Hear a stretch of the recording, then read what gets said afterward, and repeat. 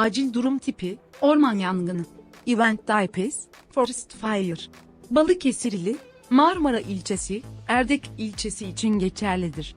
Bu bölgelerde oturan vatandaşların dikkatli olması gerekmektedir. Acil durum tipi, orman yangını. Event types, forest fire. Balıkesirli, Marmara ilçesi, Erdek ilçesi için geçerlidir.